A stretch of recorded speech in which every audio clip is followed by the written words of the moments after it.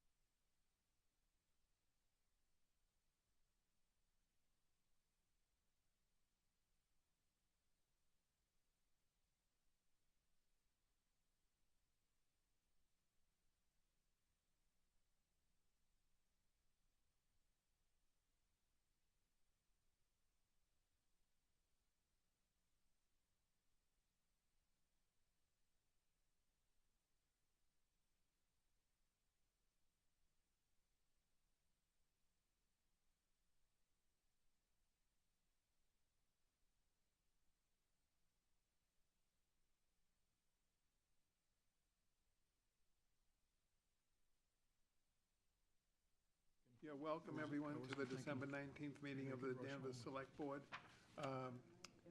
We're opening at 5:30 and the board will vote to adjourn to executive session in the town manager's conference room to conduct strategy in preparation for negotiations with non-union personnel, returning to public session at approximately 6:30 PM in this, the Danvers J. Toomey hearing room. Is there a motion?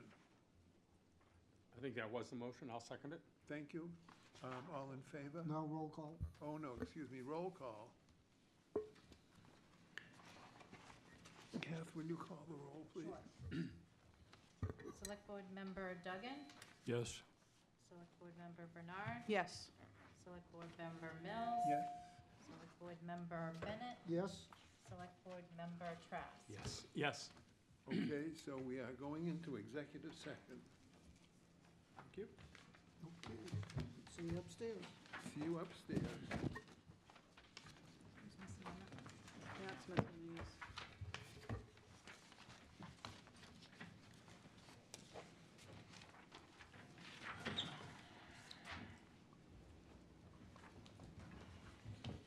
Oops.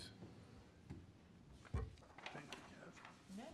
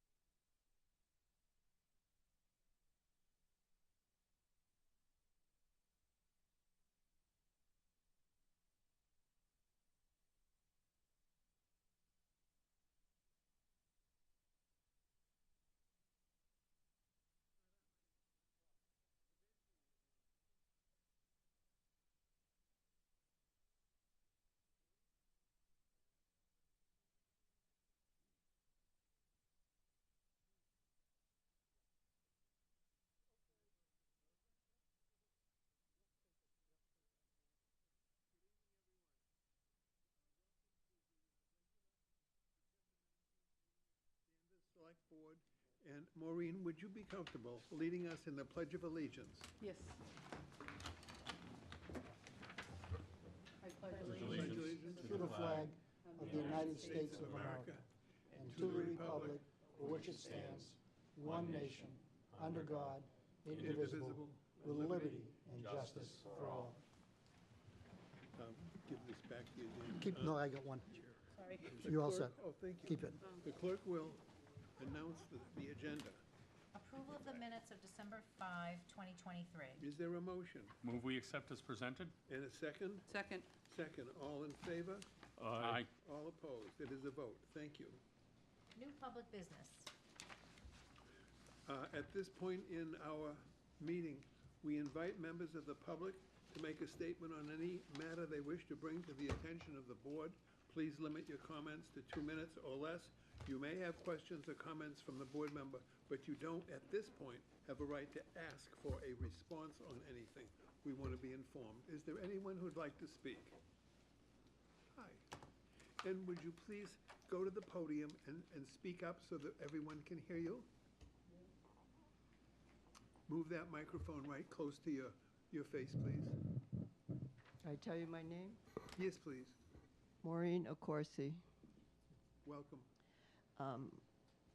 I'm here because of the charges that we're going to be paying for our trash and recycle.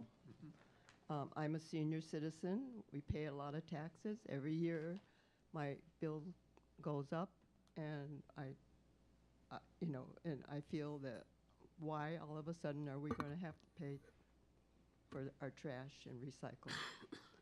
And I don't care if it's every other week or 2 weeks or a month, because I don't fill my bucket.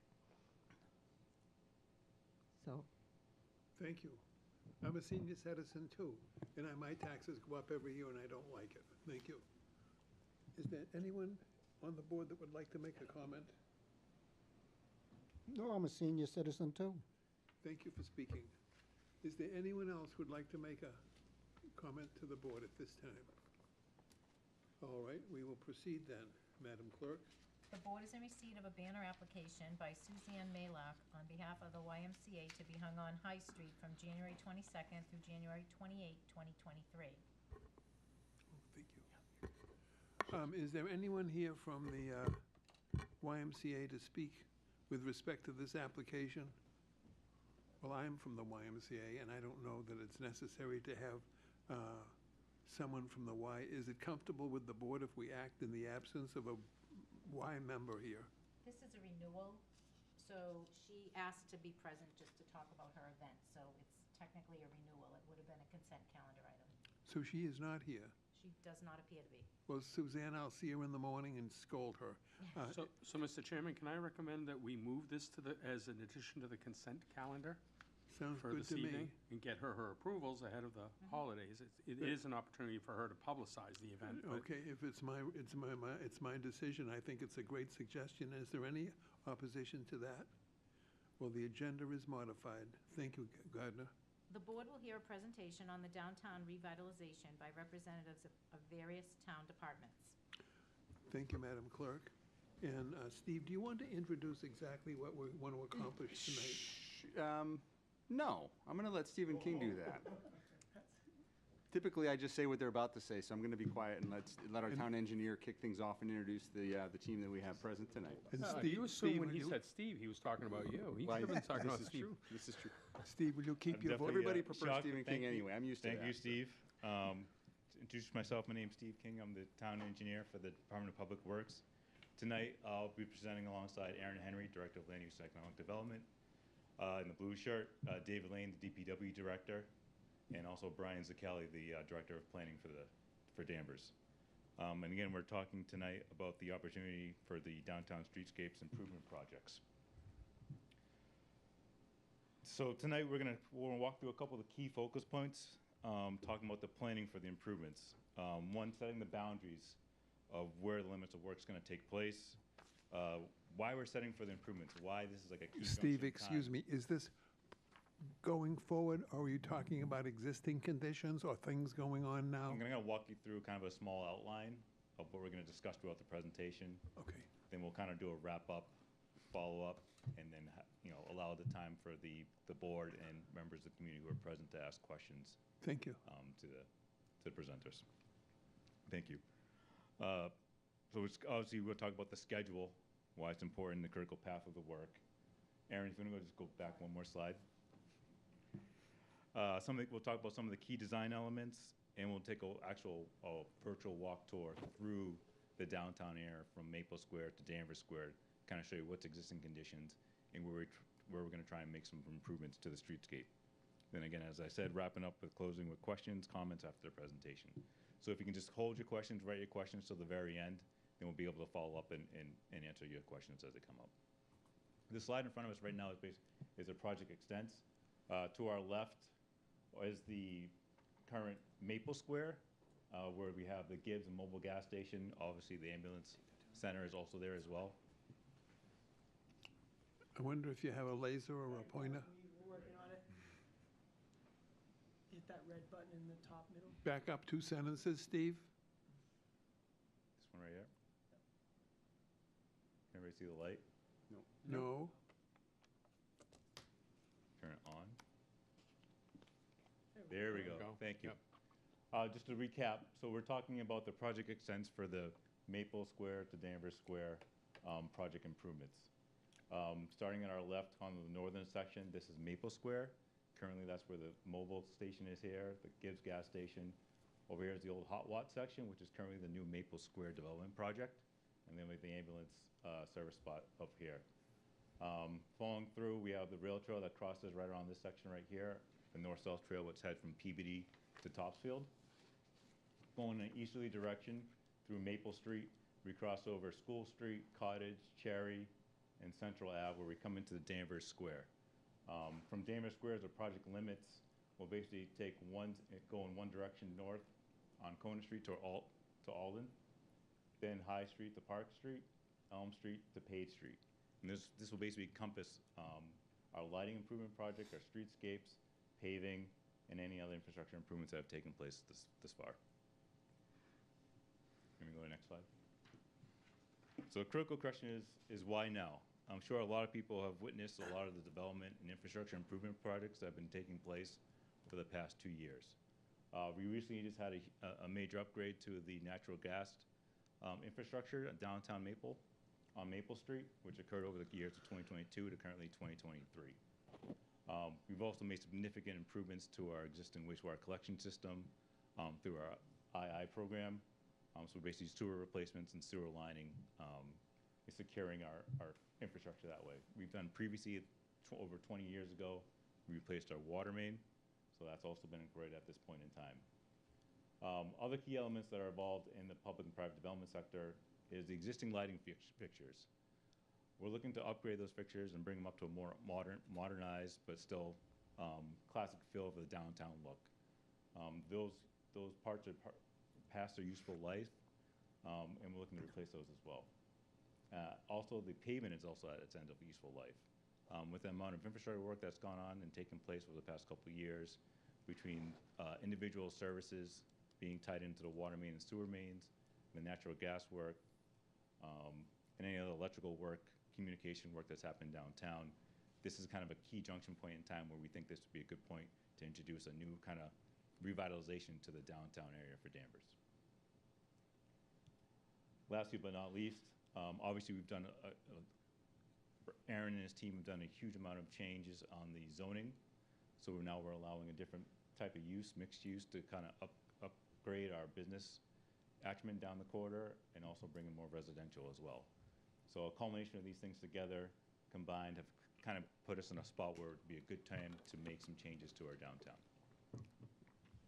Also pairing that with the strategic Danvers. So Danvers has gone through a process over the past year or so, working with a consultant to see what the kind of the climate is for changing the downtown corridor, which improves changing the aesthetics of the downtown, creating spaces to gather downtown as well, and encouraging redevelopment within that area.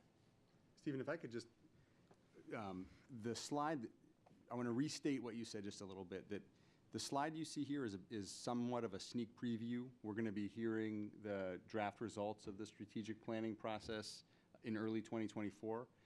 And this slide actually represents when Stantec went through the survey work with residents and the focus groups, et cetera, one of the top priorities identified throughout that process has been what you see on this slide. So as we've been working with the public through that process, it felt important to call this slide out as part of this discussion. So the strategic plan wasn't aiming for that. This was the feedback we received from the community. Maintain this small town feel while fostering appropriate growth in the downtown.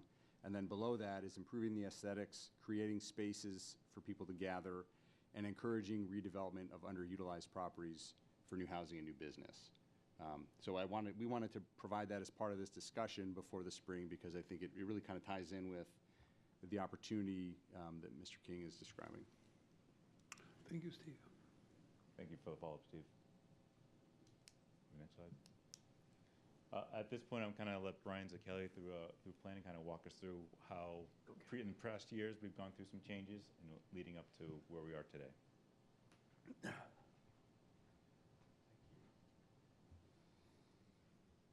Good evening, everyone. Thanks, Stephen. So there have been a lot of changes in the downtown. Typically, it's on this every about 20 to 40 years. There's a kind of more of a significant investment to kind of repaint that fence, so to speak. So the last one that we had was actually in the 1980s. We changed from, we favored parallel parking rather than angled parking. The travel way was narrowed, which created actually some more parking downtown. We had some wider sidewalks that were that allowed for an area to congregate outside of the current Brothers restaurant. So now I'm going to kind of take you very, very quickly back in time for a minute. So here's 1905. You can actually see we actually have some decent curbing here in 1905. It's a dirt street, or mud, looks like at the moment. But there's still, other than the street, there are many streets in Danvers that actually kind of still look like this in a very good way. So this is kind of, I think, part of that look and feel that many people want to kind of keep, maybe outside of the dirt road situation. Then in the 20s, so then we actually have a paved surface and we have a streetcar. So you can see just going right down the street towards the square here on Maple. So you can see that there are more investment in buildings, more investment in town infrastructure, and this was only about 15 years after that portion. Moving forward a little bit more to the 50s, so now we have even more investment downtown in terms of buildings, as well as really making downtown a place. There definitely was a lot more hustle and bustle in general that we kind of want to go back to, and I think that's what we're hearing from a lot of the strategic Danvers feedback. So where that leads us now is to our potential project schedule that Mr. King will outline now.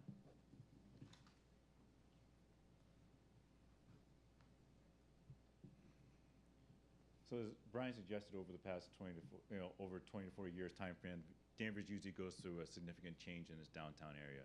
So I want to kind of walk through the schedule that will take us through the next 20 to 40 years for our look and our new feel of the revitalization of the downtown corridor. Obviously, starting with private development, that's a key driver, one of the reasons of why we're injecting the proposal to help revitalize the downtown area. Right now, we have the biggest one is the Maple Square project, which I'm sure everybody's aware of. Currently, they're on track to finish all their major public roadway and infrastructure work at the end of 2024. As part of their work, they're also included to add in new curbing, new sidewalks, repaving of the streets. They've updated, upgraded our existing sewer main on Hobart Street. They've run in some new communication, new electrical conduits all around the area. They're going to put in new street lighting as well, treescapes, pavers, concrete sidewalks, give the whole new look and feel of what we're trying to accomplish as far as what strategic Danvers is looking for. Also on the other side of it, the public works side of it, we're also looking to make improvements to our own electrical system, which is the lighting replacement project. So we're intending to use some of the elements that Brian will talk about shortly that we've used in previous projects, like on the Waters River Bridge, implement that throughout the downtown area. Keep the old look and feel of what Danvers used to be over the course of its history, but still, give it the new feel as well, new feel and sensation. We're intending for that project right now is in design with our consultant that we're working with, VHB. We're going to be looking at where we're going to be locating those lights. We're hoping to keep them in close to the same spots as now, but we know that some things may change due to the way we have to power those new lights that we're proposing. Obviously, another critical key point of the downtown is our rail trail crossing.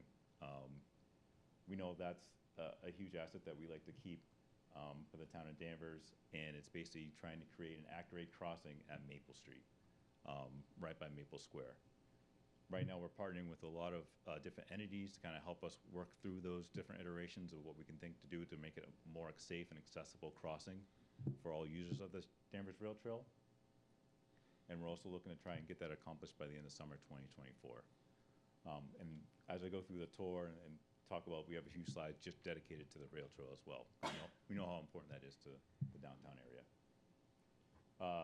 Obviously, closing everything up at the end of it is our sidewalks and roadway paving. That'll basically be the final encapsulation of all the work that we've done to date as far as doing the lighting upgrades, the Maple Square redevelopment, the rail trail work at the crossing, doing curb cuts where needed, creating more ADA accessible sidewalks and pathways, changing crosswalk orientation and alignments so people can cross safely across Maple Street and the other intersections. And this all culminates of us getting an additional funding using some of our Chapter 90 funds with, if you're not familiar with that, that's state funding that we get from the state, Mass DOT, and then also funds that we receive from the American Recovery Act, where we have some funds that we set aside earlier in 2020, 2021, dedicated just to the downtown area. So we have been putting funding in place. We have it saved. We have it allocated to the certain spots where we know we need to spend it.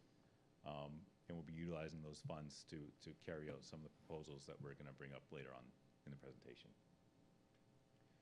Brian's going to get into more specifics about signage and street furniture. But again, that's something we're going to implement in summer 2025 after everything's been paved. Those elements can be put into place where needed and come funded from the 40R funds that we've got from developers. And then lastly, creating a private and public civic spaces so people can congregate and gather. We've seen a big uptick in that. We've tried a few iterations of that, looking to try and create a more feel to obviously create the more hustle and bustle like Brian spoke about earlier. And again, we're looking to try and incorporate that by the end of summer 2025 as well.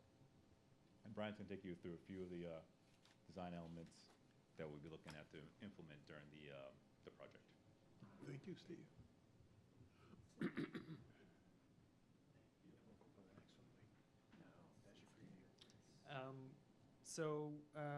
We're really trying to, looking for a cohesive design so we can have a standard for all of town, not just the downtown, but have really create a design standard in terms of lighting, benches, other public infrastructure, so that it's an extremely cohesive thing. Next slide. So the things that we're talking about in terms of design elements as far as streetscape goes are lighting fixtures. The one you can see here, it's very similar to the one that we have plans for. These can hold banners, they can hold flags. They're a decorative fixture that, like you said, Steve, it was the fixtures that were used on the Waters Bridge? Waters River, sorry. So street trees and planters, so we're going to have a standard for that so that we're using the same type of planters, again, not just for the downtown, but just kind of the standard Danvers street tree and planter. Benches, trash barrels. We actually had some work done for a potential signage program that we want to kind of kick back out in order to have a completely cohesive signage program. So again, not also in the downtown, but also for town buildings, and also for wayfinding to get people to downtown as well.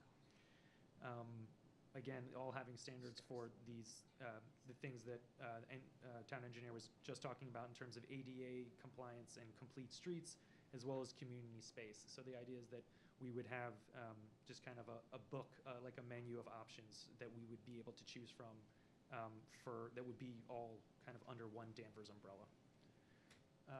Next slide. So dog not included, but this is kind of the standard anodized black bench that we are going to be going forward with. You've probably seen this everywhere. To be honest, there's really nothing special about this. There's really not supposed to be.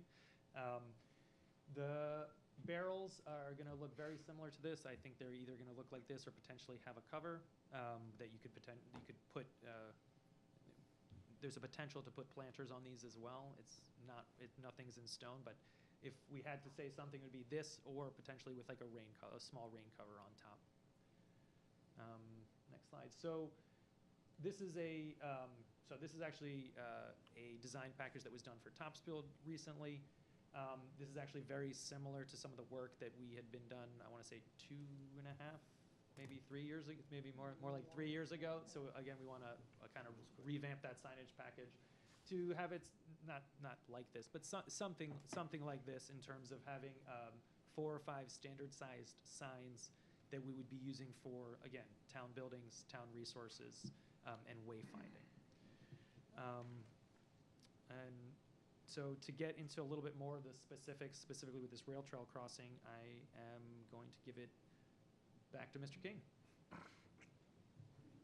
Thank you, Brian. It's the ultimate teamwork here.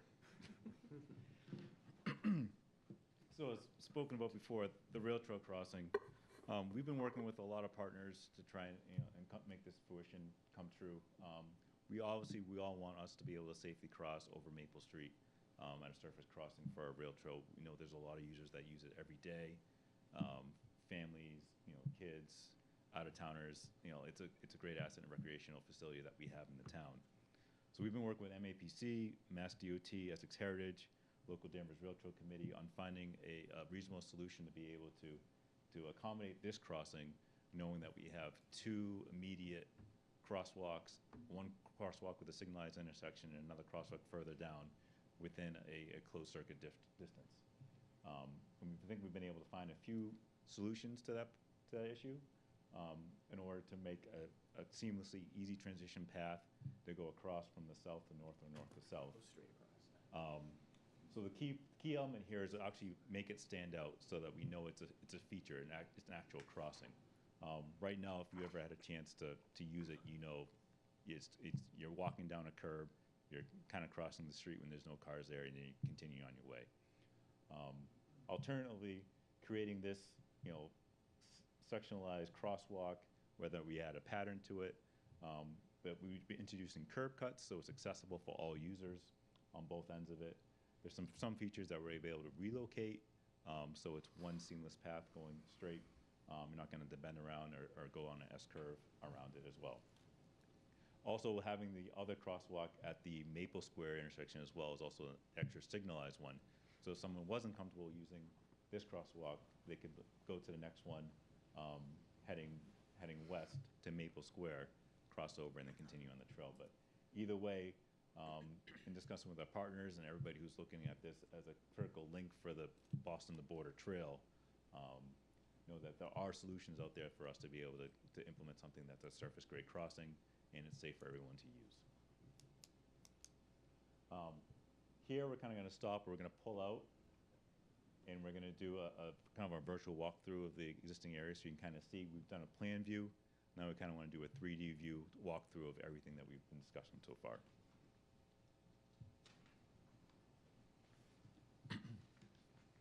So here we're in front of Western Cycle. Maple Square is right behind us. Here, let's see, make sure this is working. Here's the rail trail right here by the banner poles going across. That's Western Cycle. This is heading north. This is heading back south towards Peavy, north towards Topsfield. As you can see, there's 2 parking spots here with a raised, revealed 6-inch granite curb on both ends. So now our users, if you're using a bike or walking, you're stepping down onto an unprotected road for you to cross and continuing on, which we see most people do. Otherwise, people are actually walking further a bit down the street, or they're coming back to Maple Square to use a signalized intersection. A few of these elements right here, this is an older picture, but We looked at potentially removing the banner poles or relocating them. We've been able to determine that these banner poles are in a good location. They do not need to move. They have been painted and upgraded, so they look, they're a lot nicer than this right now. But again, that's one feature that we didn't want to have to try and pull out these and move them somewhere else, because we know space is tight in the downtown area. So basically, it'd be a curb cut shown here as the previous picture. You'd be able to cross over on a texturized crosswalk and come over to the north side, or vice versa. We'll go down one slide.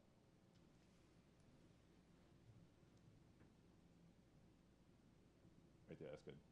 So here's the next crosswalk that's just south, or just east of where the proposed rail trail crossing is going to be. Here we have a crosswalk. As you can see, it's not really utilized in the correct way. We have people parking in the crosswalk. So not what we want to see. So here, if we have a crosswalk that we're moving out and putting closer to the rail trail, we have the options or opportunity to actually remove this one and create an actual parking spot. So almost like we're trying to create a net neutral parking gain, parking loss, if you want to call it that. We're opening up one parking spot here or closing off another one back at the rail trail crossing. Also here, so if we create parking spots here and a parking spot here, we also have another opportunity to look at potentially closing some of the larger type turn-ins, curb cuts in the private homes to also create more parking space. Just stay right there for a second. Yep. Also, just want to point out the lighting fixtures too. So here's where they stand today. We're going to try and emulate those same locations, as not to change them too much, but we're waiting on a final photometric plan to kind of make sure that we have the proper lighting in place for the corridor.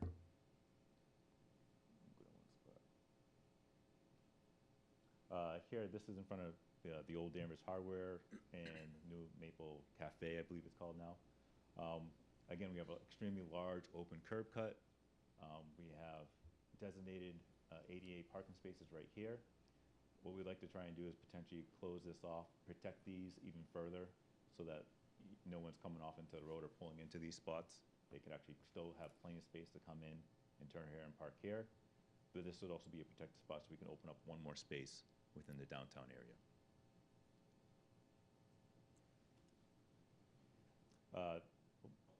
It's okay.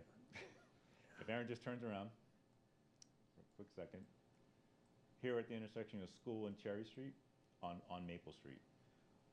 Here, what we'd intend to do is look at the crossing lengths of these crosswalks to make sure they're proper distance from one curb line to the next. We want to make sure that people of all facets have enough time to be able to cross with an unsignalized crosswalk here in this location. Make sure that it's hitting on the 2.5 feet per second or less. So not tying off traffic and people have time to cross here. If Aaron spins around back heading east. Again, we try and implement ADA accessible parking spots. This one itself is in a good location, but it needs to be revamped and bring it more up to the current regulations for Massachusetts Architectural Board and also the ADA compliance. There should really be a curb cut here, so if you're loading, unloading someone in an accessible wheelchair, they're not unloading into the street or backing into a car. So these are some of the items as far as crosswalks, parking spaces that we're going to be looking at, trying to reorientate or replicate to bring them more up to compliance with today's regulations. Yep. Yep. As we close in past Cottage, we're coming into where the Brothers Deli is and also the CVS parking spot. Again, here's another handicap parking spot where it's loaded back into, if you have a rear loader, you have a car behind you, you don't really have a chance, you have to come out into the street to load and come into this driveway. So there's another opportunity for us to make improvements at that handicap spot. To our left, we do have a layout, the Maple Street layout actually extends out into the sidewalk area, which we have a large space, which we're hopefully going to talk about in the next few slides about potential for creating a more of a civic space, community gathering space that was available to anybody who's visiting the town or community members as well. Here we have a one-way street. This is going down Central Avenue. With creating a more of a civic space here or community space, this is a large opening for a one-way street. We have opportunities here to make some improvements with shortening the crosswalk length, going from north to south, and then also closing it off so we can create more of a space here, going around to this crosswalk, and also shortening this crosswalk as well, so people are able to use it and cross safely.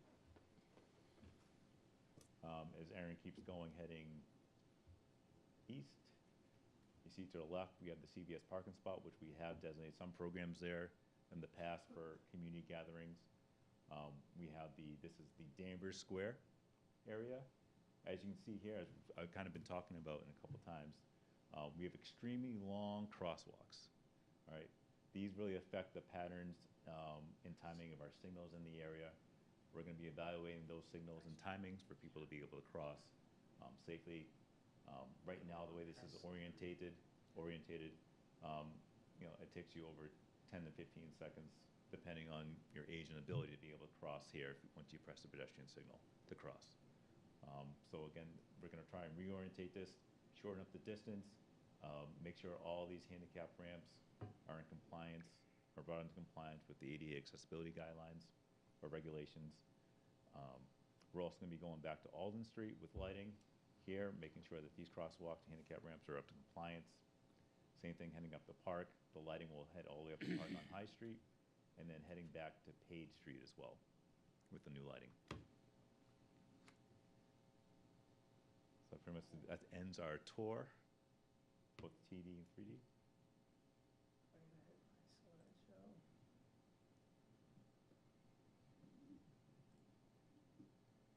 And then I'm going to invite Aaron Henry to come up to the mic and talk about potential usage for community use areas. Thank you, Stephen. Good evening, everybody. Thank you for your attention. One of the elements in the downtown and all of this work kind of culminates is some of the community events that we want to have on that street when we're said and done. I think this is an image shortly after Armistice Day, November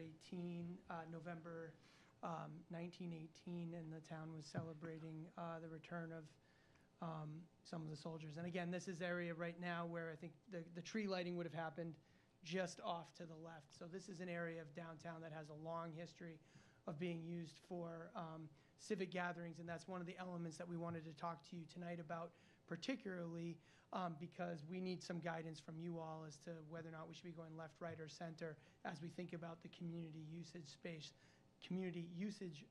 downtown. David, if you can go ahead one slide. One of the elements kind of bracketing downtown is at the Maple Square development where the Freight House is today. At the end of that project, that's going to be a private but very public-facing open space. And I put the design, this is an excerpt from their plan. This is the rail trail running along the back of the Freight House. This is Hobart Street in front and bracketed by Charter Street and Maple Street at the two short ends. But basically, this is going to be a very permeable line between the private development and the rail trail. What they're doing, it's kind of hard to see, but the Freight House building is just this box here. And really what they're doing on the ground is adding a number of small terraces, decks, and patios to create a vibrant open space. They've told us that they hope to be programming that through, you know, could be a coffee shop, could be an ice cream store, could be something that you're going to see small-scale community events at. So we have this space being created at the north end of the downtown corridor. And again, they gave us this really nice picture of everyone hanging out, having a good time. So I thought I'd put that in there. And if we can jump ahead, David, one more slide. So really what we have at the other end, at the Danvers Square end, is this area in front of CVS and Panini Pizzeria that was created in the 1980s when we kind of narrowed the travel way and changed things up a bit. We have this space. And then we also have the space in front of Brothers, what is Brothers today. And you can actually see, I like pointing this out probably because I'm a dork. But right here, what you'll see in that is the old curb line. Today it looks like it's bricked, but they actually just kind of put bricks in where the old curb line was. And as Stephen King talked about moments ago, we can narrow this road. This was originally designed as a two-way street. It's only a one-way street.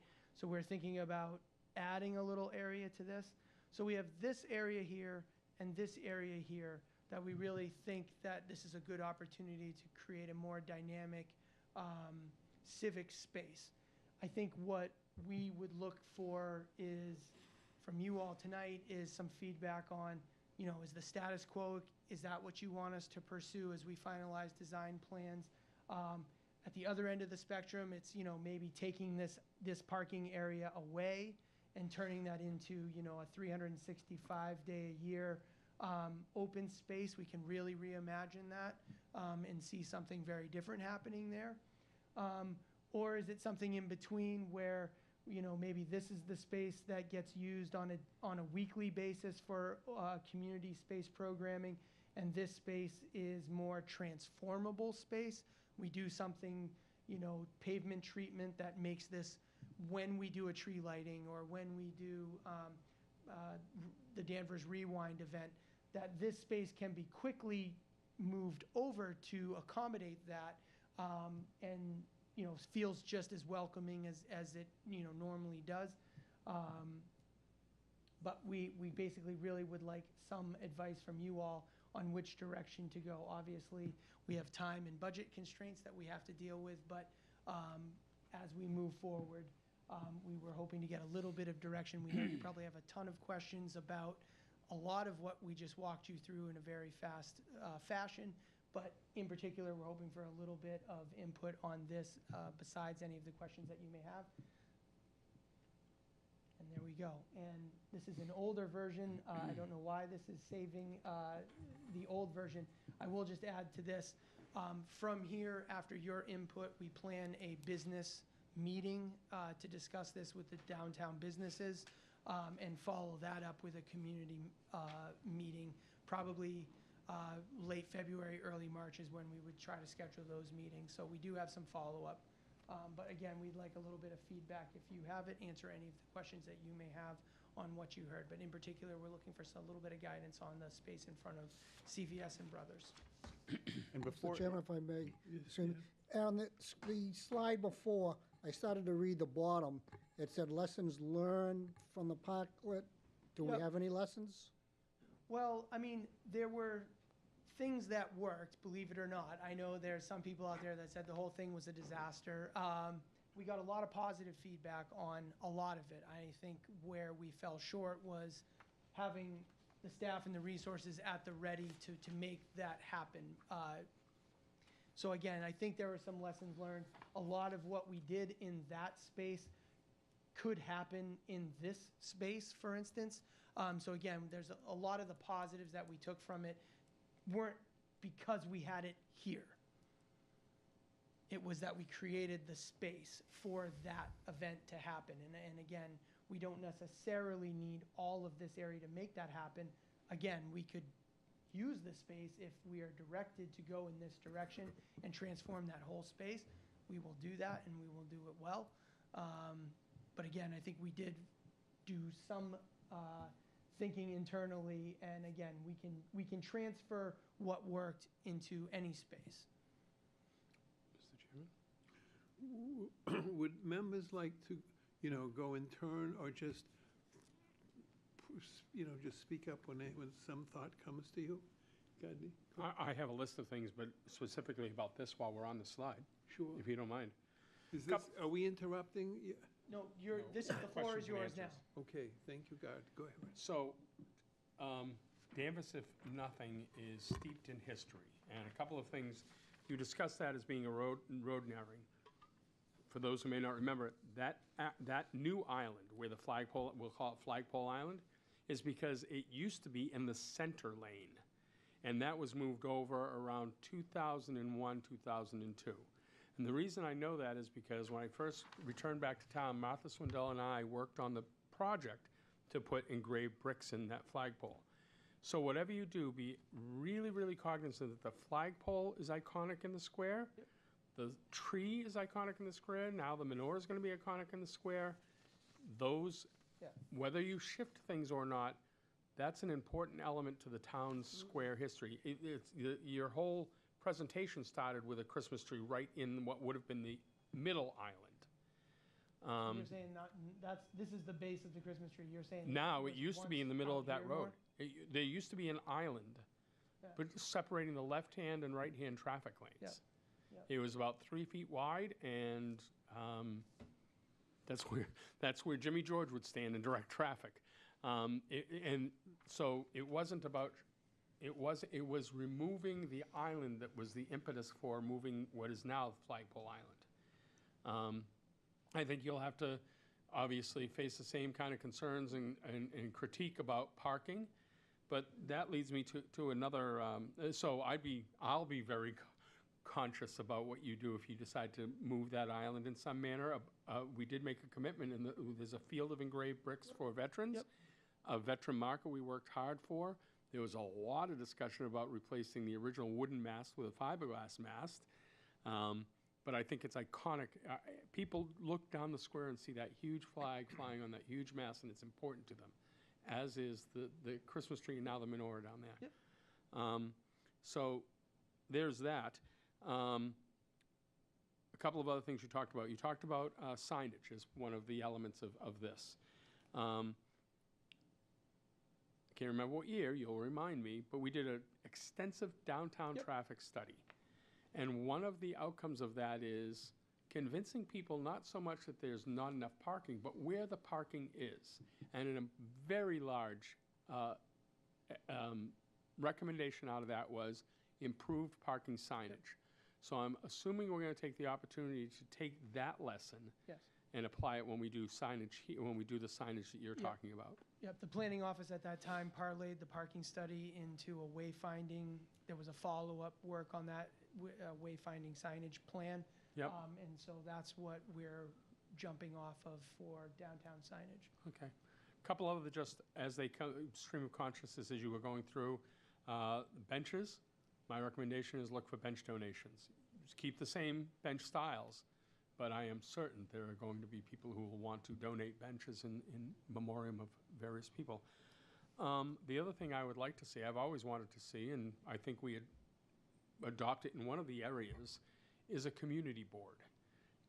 You had a couple of pictures of potential signage, but a town-controlled community board where you could put what the high school play is going to be, what the Falcon Fest is doing next, whatever it is, controlled, not just a post board that anybody can post things on, but I think that would add to the element of the small town desire. Yep.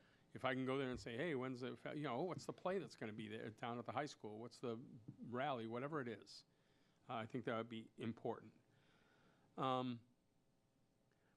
This may not be the forum for this, probably is not, but I think we have to, at some point, discuss making the street from Maple and Poplar, the split from Maple and Poplar, into Danvers Square, where it rejoins Hobart and Locust, is a one-way in. If you're coming from outside of the square, coming into the square, that small stretch from the Poplar split into where it ended in Locust Street, make it one way. It would alleviate so many issues at the Poplar Maple Street intersection. Maybe not here, and if you tell me that's more of a traffic DTAC discussion, but if you're going to be planning, maybe you're planning for that. I think it alleviates a lot of problems. You talked about the crosswalks. I would be all in favor of, if you do the rail trail crosswalk, eliminate the crosswalk that goes in front of the church across to the pizza place. It was primarily a crosswalk for the church to get people in.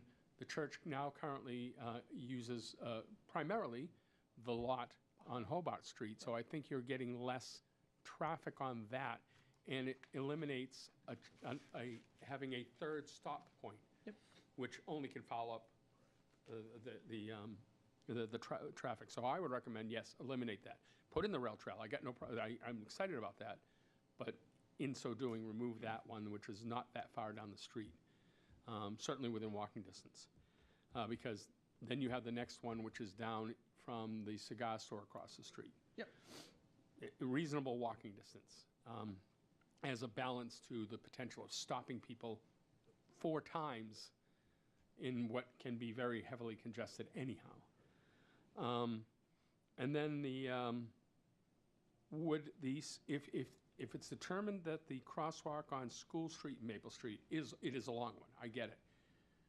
If you signalize it, would it be only for crosswalk, not for traffic signalization? Meaning, you wouldn't have a red, yellow, green at that spot. You would just only have press this to cross kind of This signal. right here? I don't think that's, You discussed several slides back the fact that there is a length question between what is currently Cakes for Occasion and I think it's a Verizon store on the intersection of School Street and Maple Street. Yes, there. that's about right here. Yeah. So what we would intend to do is probably potentially do something that, this nature, to just shorten it down, so it's not such a long Okay, crosswalk. all right. Oh, that's But fine. not actually Not putting a signal implementing there. a signal there, no. Okay, good. Again, there's enough signals in the square getting into it and Correct. that the timing gets very difficult, and I wouldn't want to be a traffic manager trying to figure out the right sequencing. But those are the things I wrote down as we were talking. And one last question, are we using 40R funds for any of this? Yeah, I was going to at some point jump in just to reiterate, it was on a slide, but just to kind of hammer home the point that the lighting project, for example, has been in the electric department's capital plan for a number of years. A sizable portion of the ARPA funds were set aside for repaving in the downtown. Mr. King acknowledged the incredible amount of work that's been done on infrastructure in the last couple of years. I know that's been very frustrating for employees, or not employees, for residents and well, I'm a resident and employee. I drive up and down Locust Street every day, and you're dodging the holes. But ARPA money was set aside to repave a lot of that, which I think now that the infrastructure in the ground, that again, Mr. King has worked very hard to oversee the replacement and upgrade of that. We've got 25 to 30 years now where it'll be in good working order and we'll be able to repave that. But between electric dollars for the lighting, ARPA dollars for the repaving, some Chapter 90 dollars that was alluded to, and also some Chapter 40R dollars that the town received as part of the 2017 downtown rezoning. We've cobbled together some funds that should go a long way on this project. There may also be opportunities similar to what was described tonight in terms of bench donations.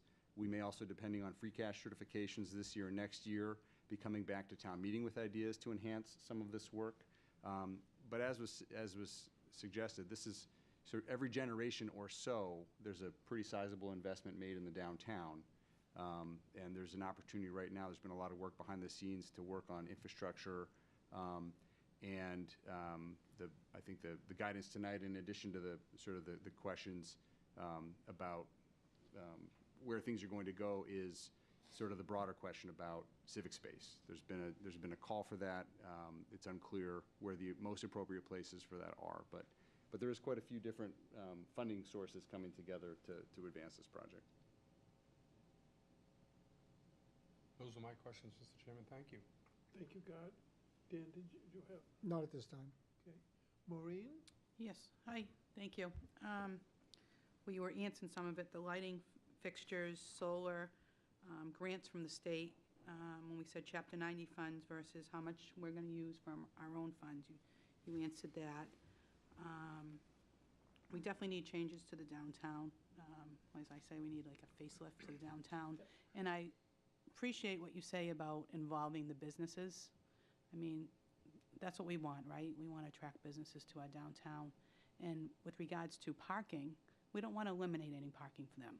You know, parking's an issue. We always talk about having our lots here that don't seem to get used. So what I was thinking, Aaron and Steve, was when we talk about, you know, that Danvers pop-up park, which was a bad time. I didn't like how it took the parking spaces from the businesses to begin with. And COVID hit, our umbrellas came in late. Remember? The kids, it wasn't meant to be. You know, we tried, right? I mean, right?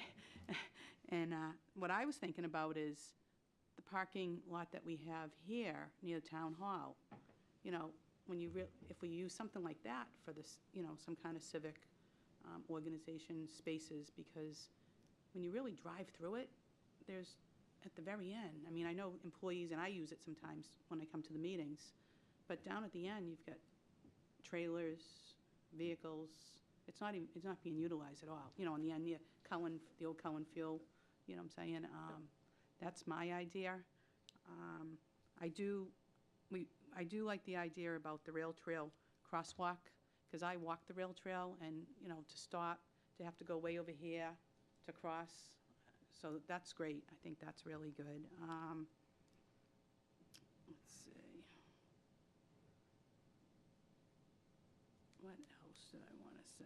I think that's about it for right now, but just be sensitive to the businesses. That's what, and I like how you said, involve the businesses, you know, have a community, the community involved too. I like Gardner's suggestion about a community board somewhere, and I understand his sensitivity with the flagpole and those plaques for our veterans too. So that's it. Thank you. Thank you, Maureen. Matt, do you have? Yes, I do. Thank you, Mr. Chairman. So just to kind of continue Ms. Bernard's comments about the downtown, there was at one point a business improvement group, a coalition of different business owners who met on a regular basis, I think, with town staff. And I'm not sure what happened to that group, but maybe this is an opportunity to re-energize that or re-implement it. I think to try to execute this project without their buy-in or with their participation. We did do, I'm trying to remember the date, Mr. Typert was there just before Thanksgiving. We did have a business meeting in this room. We emailed, flyered everybody downtown, had about 35, 40 people in attendance, and we're going to go back to that list for the follow-up meeting. There was some talk in that session about how can we meet more often, regularly, and again, anyway, so yeah, we've been All right. touching onto that, Well, and we're going to that's- tap that group again for when the next iteration of this plan. All right, that's great. That's good to hear. Because I think that could be part of the streetscape where in the summertime you could maybe partition off a parking space or two in front of a restaurants to allow tables to be set up and kind of mimic what other towns, like Salem has several locations along Derby Street where they've defined space that actually draws people downtown, and it makes it the kind of the environment seem more pedestrian friendly. So I think that's a good approach. Back to the funding part. So there's a effort by the state with the MBTA community zoning program that has to do with not specifically streets, but sort of creating the environment and requiring increased density. Is that part of this at all? Or is that kind of a different? Not directly. We are working, and Brian and the planning office is working right now on some tweaks to the downtown zoning that was adopted in 2020 to comply with the MBTA Communities Act. Sometimes it's called 3A. The MBTA Communities Act, we more or less complied with out of the box, but we do have to come back to town meeting in February for some tweaks to satisfy that. But it's not part of this, but as we said at the beginning, we've obviously done a lot of rezoning, and this is kind of, we feel like now that we've set the stage for the public side, for the private side to take advantage of, we're hoping that this streetscape is kind of our injection to the facelift of downtown. Right. And we're Yeah. using the 40R monies in part, which we got from the rezoning of the 2017 overlay. There's going to be seeding a lot of this, Right. those work. And I think that's important because it's not a static environment that you're going to be executing this project in, right? Any single-story building in that area is kind of a business location. For example, the old Danvers Hardware, those properties, a single-story building, that's not, they're not long for this world because the land is so valuable that once a project like this is completed, it will energize interest in building up, right, and creating affordable housing, creating more kind of a 24/7 type of environment for people coming and going. 18-hour, not 24. Okay. get run out on a rail. But the reason I mentioned it is we kind of need to plan ahead, kind of visualize what the future holds for that area and kind of, design, create a design that's kind of dynamic, that has the ability to kind of, encourage and compensate for any requirements that those new developments would have. So I have some other questions too, just of no discernible order. So we mentioned paving. So paving is nice when it's new and fresh, but it doesn't seem very long before the street is opened up, and then you have these patches. We've all seen them where we're driving down the street, and all of a sudden we're like in a buggy bouncing up and down. So is there standards that the town can take to make sure that these any digging in the street can be repaired correctly?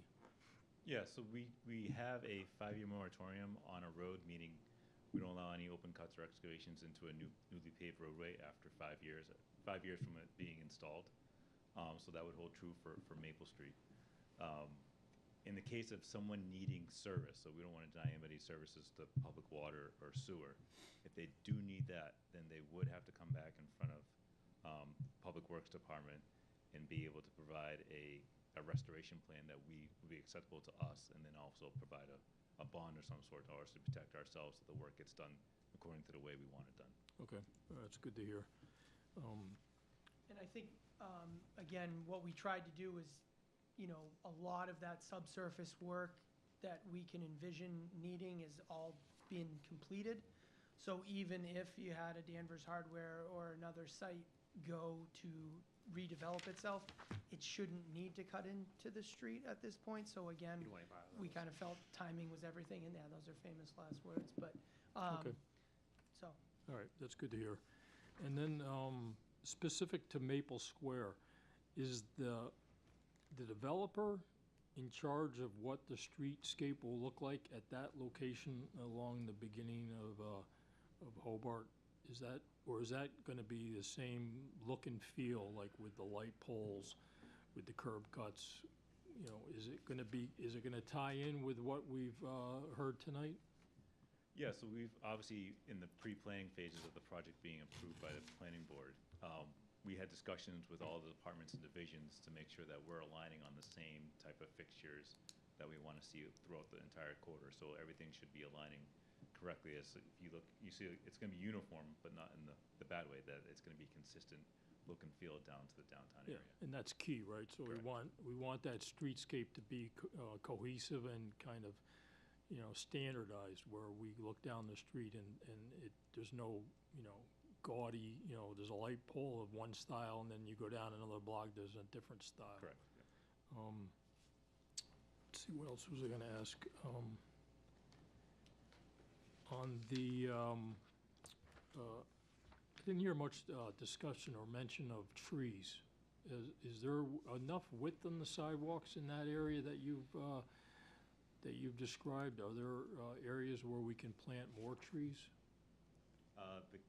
If we went to an overlay section of the roadway, most of the sidewalks downtown are double to triple panel sidewalks.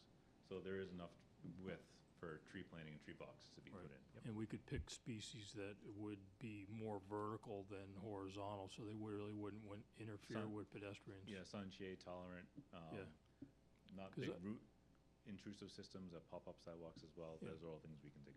I think that would really improve the feel of, there's so much asphalt concrete that having trees in there would be beneficial, I think.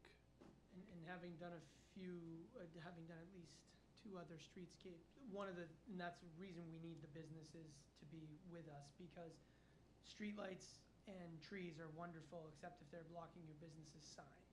And then the trees magically don't seem to thrive very well. So again, we need to kind of get to that level, that granular level of making sure that we want to put all those elements in, but we're going to need that feedback from the businesses about where we can go and where we can't go. Okay. And then just one last mention about the rail trail. The Rail Trail Committee was not in favor of directing, users, the rail trail users, to the intersection with Maple and Hobart. And they wanted people to go down to the pizza place and cross the street there, which to me offered a false sense of security. I think there was a consultant that mentioned that was the best scenario for getting people back and forth across the street. But in reality, people just go straight across. I mean, they jump the curb on their bikes or whatever, and they just go straight across because that's human nature, point A to point B. Will there be any signalization to kind of offer, give drivers the heads up, like there's crossings on Poplar Street, the flashing lights that we've got on several different street crossings? Is there a thought about using those type of flashers to kind of give drivers the heads up? Yeah, so I don't know if you want me to take that. So yeah, we've had that in our discussions. We are looking through some of those iterations to be able to install those. We want to have a focal point that really highlights and shows that a crosswalk is there as well for users making the turns off of Hobart Street, Locust Street, or coming straight through on Maple Street as well. But we do have the availability and space to be able to put those if we need them. Right. And one of the great parts of the rail trail is that it's right downtown, so it draws people downtown to the businesses. Any thought about having some type of bike lane or a way to kind of get bicycle users, especially e-bikes, off the sidewalks and onto the street? Or is it just not enough width? I think we're not sure we have the real estate for a compliant bike lane. We'd be talking about losing all of the parking, Right. at least on one side of the street, if not worse. But I do, to your broader point, one of the signage points that we are going to hit would be at this point to encourage cyclists and walkers to come investigate downtown. So this would be another spot where we would have signage directing people downtown. Right. Well, I see signs in, like, for example, in Salem where there's not enough roadway width. It says bicyclists have full use of the lane, which they do by law. Correct. But there's signs that kind of reinforce that bicycles, they're not relegated to being on the sidewalk, that they have the rights, the same rights to be in the roadway as motor vehicles. So, all right, that's all I have. But it's great to hear about this. You're really doing a deep dive on this, so it's obvious you've spent a lot of time and effort on it. Thank So- you for your thoughtful comments. Can I Matt? go back to a Dean? question? Sure. Thank you. Parking. In front of CVS, your question is what to do with that space, and I'm thinking, where else can we have parking near the downtown? And we have out here on Essex Street, the bank lot. Do they own all that parking that's empty? I'm gonna, Bank of America? Yeah, they do. All between, on Essex Street, the other corner, the bank on the corner. oh, the community, Yeah, whatever. northeast or whatever. Yeah. They own that whole lot. And who owns the one across the street? It's associated with the dentist office and the Bank of America building. Okay, but the one at the bank, there's always empty spaces. Is there any way to collaborate with them to acquire, use some spaces? Maybe you could Where put, there's a will, there's typically a way. And I would say, again, in that zoning, I think the business community is starting to pick up on the opportunities that the new zoning allows for parking sharing to kind of combat that, where you have a use that's a daytime use. Come evening, it's sitting there empty, but we have a restaurant right nearby that might want to avail itself of that. So hopefully businesses are starting to figure that out a bit more, but obviously we are a player in that mix too. And again, that's on the table. If that's something we need to grab, we can talk to them about that. well, if you can acquire use of some space, then you can afford to give up some of the space in front of CVS. But as is now, that's a hard sell to give up that space for parking on a permanent basis. Yep. Certainly on a event by event, taking it makes some sense. Thank you. if you don't mind, I have a follow-up. Two things that came out of the discussions that I heard from my other board members, and then another one. Are we going to take an opportunity to standardize outdoor use of the sidewalks? I'm thinking, and maybe we do, but I realize that some of them are too narrow, but we've got coffee shops, we've got sub shops, we've got restaurants, we've got so on and so. Can we take the opportunity, because that encourages people to be outside as well? One of the things I think that we did well during COVID was figure out the rules for outdoor dining, outdoor usage along the lines I think you're speaking to. Mhm. And Brian and I have talked about it. It didn't happen for this year, but we'll likely come back to the board to talk about what can we authorize along the lines of what we were doing during COVID. It has to be a little different because we had emergency orders in place that kind of gave us a little extra authority, but you're still seeing, and I think Mr. Duggan was hinting at it earlier about what they're doing in Salem along these lines, and again, a lot of communities are doubling back on what they did during COVID and figuring out a way to make that something that we can do all the time, and that's something Brian and I have talked about, uniform outdoor dining, uniform street usage regulations, and we think we've got a good start on that. Mm-hmm. And we realize that some of these properties, like in front of Danvers Hardware, that's not all of Danvers' sidewalk, so we have to, we just have to be cognizant of those things. You asked what our thoughts would be on community space. I'll give you my thoughts. Freight House, great. That puts it, that really accentuates the rail trail use at that end of the square. Extending Brothers, fantastic. Taking some of that street opening.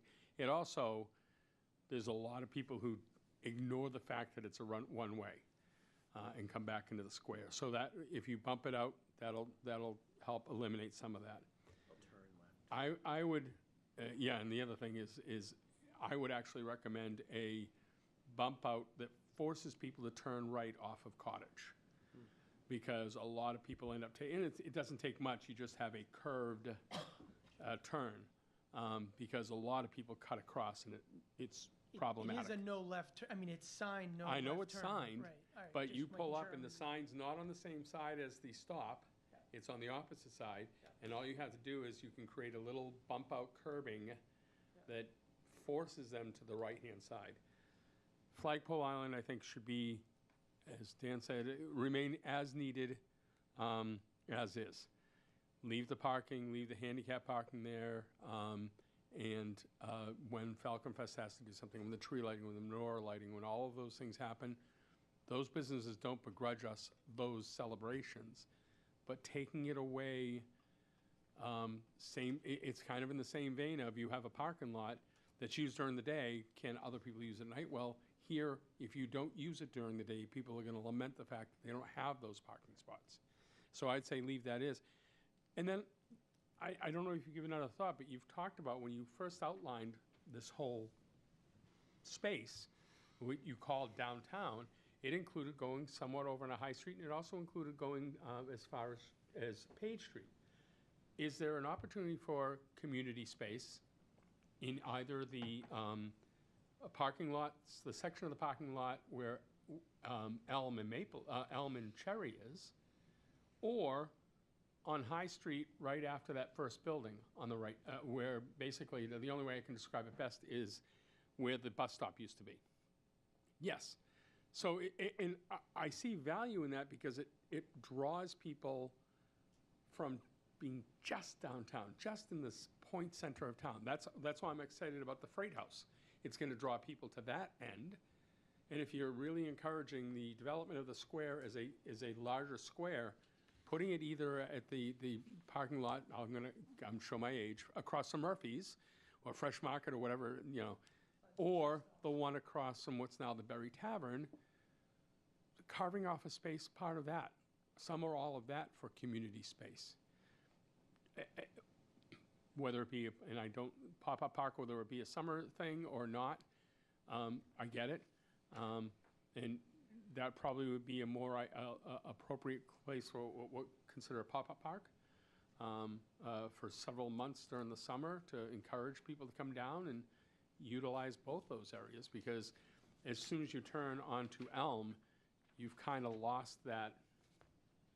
And I know that from experience when the Knights of Columbus was where it was, and we used to have downtown events, they felt like they were the orphan down there. So I would suggest not really doing anything with Flagpole Island, different than it is now, but I'm encouraged by all the rest Got of to them. come up with a better name than Flagpole Island. Well, like it. that's what it is. That's what it was before. It was Flagpole Island. It's like Oak Island, they're digging it up forever. Yeah. So those, you asked, those are my recommendations, because you specifically asked about. Yeah, no, I appreciate it. community Again, space. this is kind of where internally not sure if we're going left, right, or center. So to get all the feedback has been excellent, and that will really help us in this and I next just wanna- iteration. I want to make sure, I feel like staff probably got the direction they were looking for. I think there's a lot of moving parts here. We have spending requirements with ARPA, where some of these project elements have to be done by date certain. And once this team leaves this meeting and has conversations with the businesses in the community, there's a whole lot of work that Stephen and others are going to have to oversee in terms of preparing documents to go out to bid and get construction going, et cetera. So they needed some guidance in terms of how to approach that particular area. And I think there was overwhelming consensus a year ago from the board to try the pop-up park a second time. We, at the staff level, recommended holding off, so we weren't sort of lurching into that again. I was not in favor of trying it a second time. Duly It was- noted.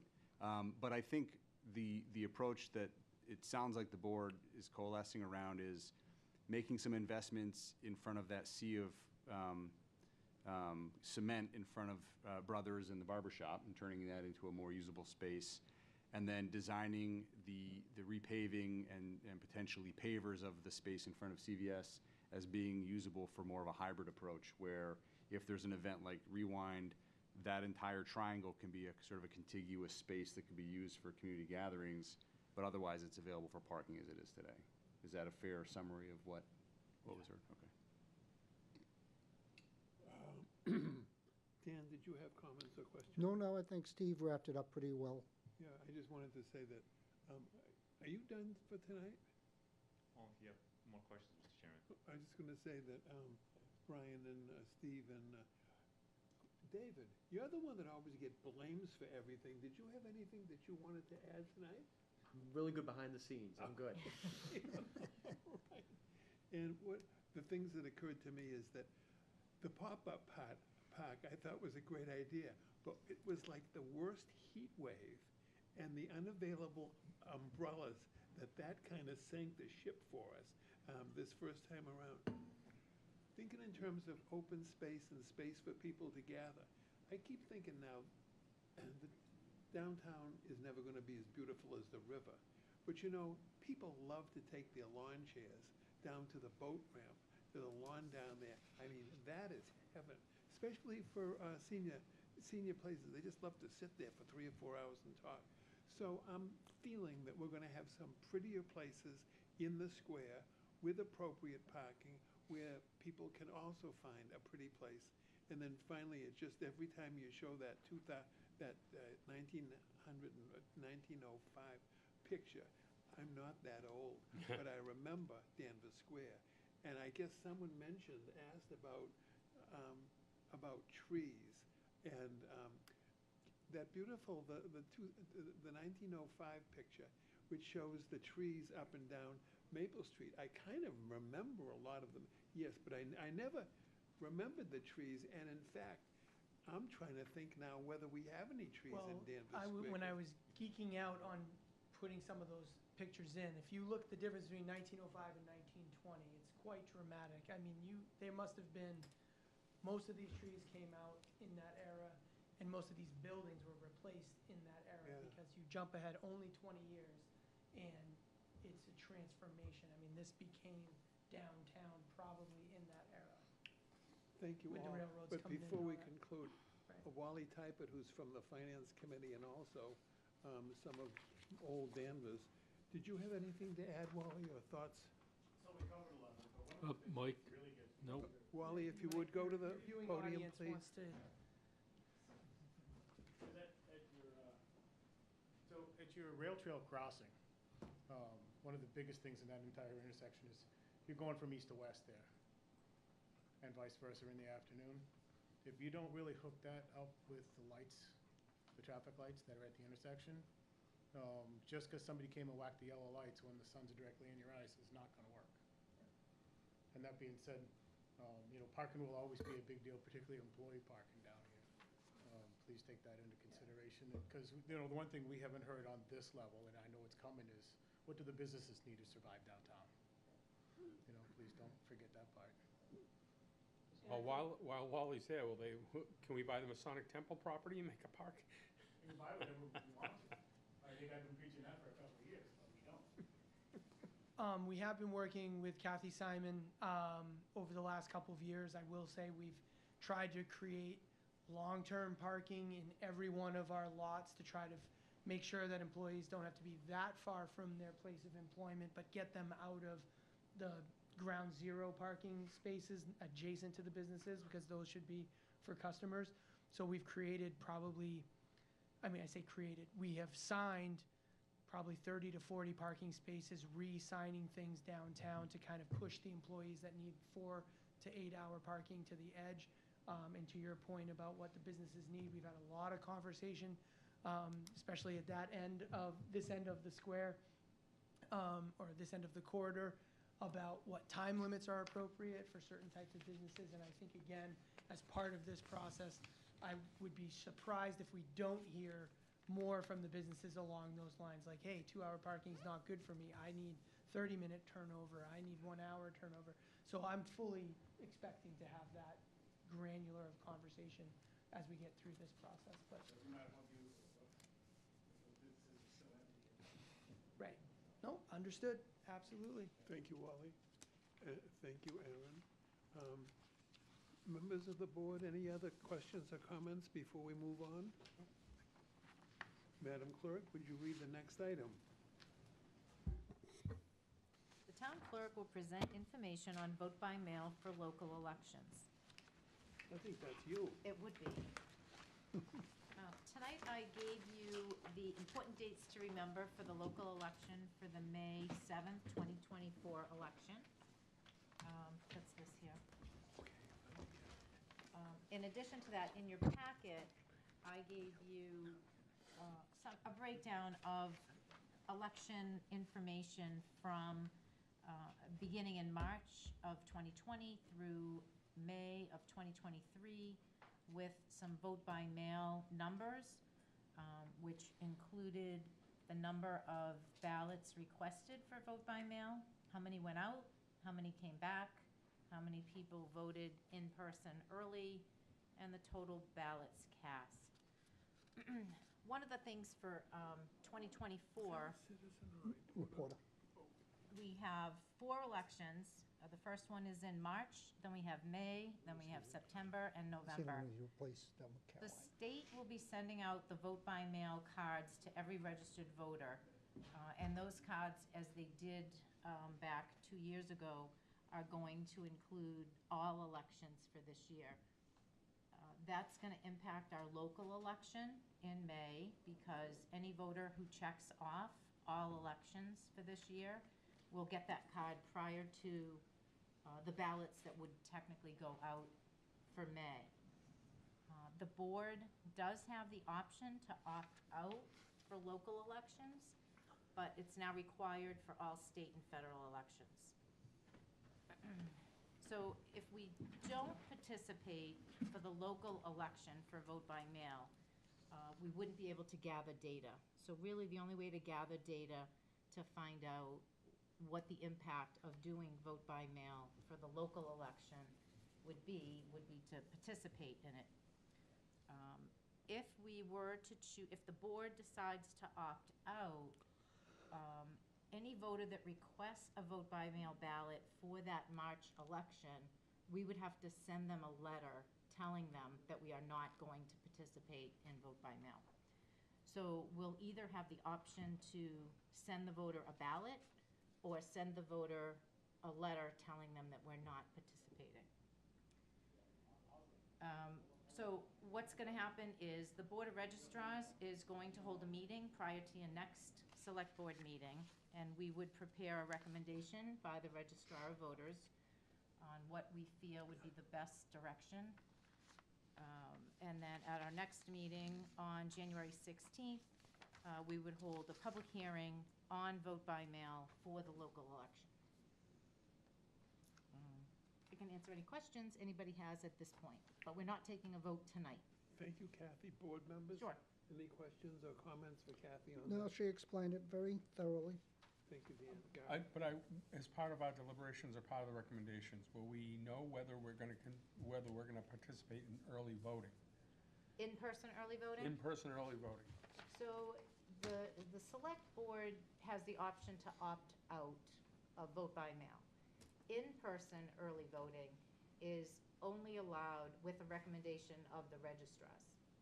So, But I'm saying, it's right, and that's the balance I'm looking for. Yes. If we say, I'm not saying what my position is, but if we say, hey, we're not gonna do vote by mail, but we do have early in town hall opportunities.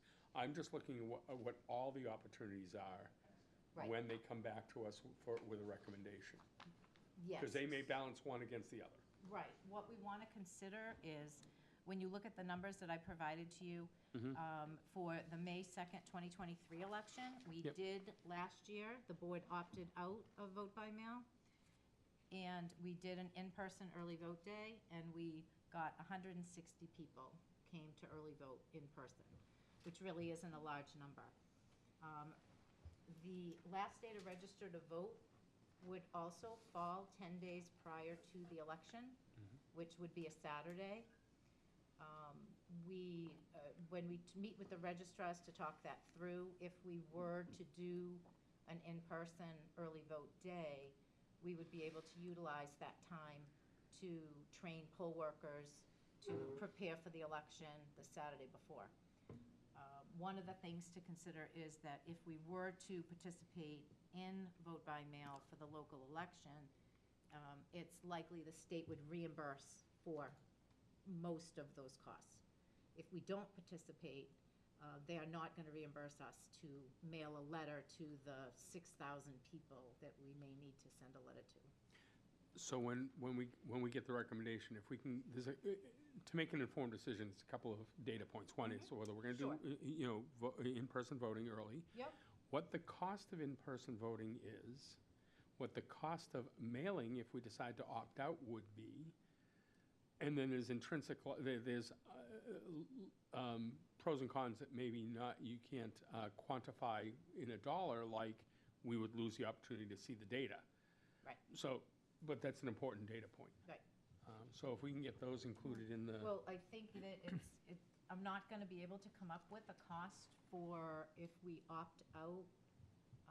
What's it going to cost us to send that information back to the voter? Because I don't know how many there will be. I think the vote by mail cards are going to go out probably the first week of January. So we may have a few cards come back, but I won't know what the cost is until I know how many voters are But asking. you have some history here, like in the May election in 2021. Oh, that was events in person. Vote by mail was 100. Mhm. So, make an estimated guess, bump it up by a reasonable percentage and say, okay, 200 or 300, whatever it is. Well, one of the things to consider, though, is that every registered voter is going to get the vote by mail card. Right. And when they check off all elections for this year, we theoretically could have somewhere between, I'm guesstimating, if you look at September of 2020 and November of 2020, the requested numbers were 4,700 and 8,500. So I'm assuming that there would be about 6,000 people. Fair assumption. So So what you'd would the have to- cost of 6,000? 6,000, sorry you checked off the box, but we're not playing the game, Right. Right. I think it's going to generate confusion for voters as well. Absolutely. So I'm not really ready to commit to a recommendation until we meet with the registrars. No, that's fair. But I I'm will just saying, try when to we come back to us, create- those are the questions that'll be Sure, asked. and I think perhaps by January 16th, I may have a number of, we got 500 back so far. And just one of the decision points that we opted out previously was, or at least for me, was that we didn't have a state election in that year. Correct. Right. Well, I think that if we go back to 2022, they did have vote by mail in September, but those vote by mail cards went out after our local election. Yep. So the impact is only going to be to us every 4 years. Now, we may have an opportunity to, one of the things that's a concern to me is to keep every local election level playing field for those on the ballot. So one of the things I've reached out to the state, there was some discussion about creating a vote by mail form that theoretically could go in with the census that goes out in January, that perhaps, and I haven't seen it, I've asked for it, I think it's a draft somewhere in the state, but it would be one form that would go in the envelope with each address that, say there were 5 voters at that location. The 5 voters would be able to request on that one sheet of paper, as opposed to mailing vote by mail cards every year, which I think I priced out last year. It would be probably about $17,000 just to send that out. So, not very cost effective, but we would be looking to other ways to maybe get voters to participate if they want to. Can we continue this discussion when the registrars come back with their recommendation? I'm just asking for Yep. when they come back, that can we have those data points ready? I'm not asking to deliberate now. Right, no, and I'd like to, if there are questions, and if I can get the answers before the next meeting, that certainly would be helpful to everyone. Yeah, they don't have to be public, Nope. Right, and if never you come up with something, come up with send me an anything. email, if you've got a question that you've thought of that we didn't come up with tonight. Thank you, God. Kathy, you do a very reassuringly beautiful job of managing the vote. Thank you. Well, thank you. I'm sorry, Matt and Maureen down the other end. Do you have thoughts on the voting as presented? Go right Yes, ahead. I do. Thank you, Mr. Chairman. Just I need a clarification. So, because of the state election in 2024, would the state pay for the cards sent out for the May election? There's several sets of cards that will go out for the 2024 cycle. So there's a set of cards that go out in January that say all elections for this year, or you could pick off whichever election you want. That card, the state is paying for that. Those cards will apply to our local election. Okay. So they're paying for that. So if I checked off in January that I want to receive vote by mail for all elections in 2024, the state will pay for the cards to be mailed out for the May election. They're paying for the cards to go out anyway. Yeah, okay. They're paying for that. So what's gonna happen is, they're gonna send out 3 sets of cards. They're gonna send out a set of cards in January, and if you choose all elections that year, then you won't get another card for the rest of the year. But let's say you only check off that you want one for the March election, or you don't return the card at all, you're gonna get a new card come July, August time, to encourage you to vote by mail for September.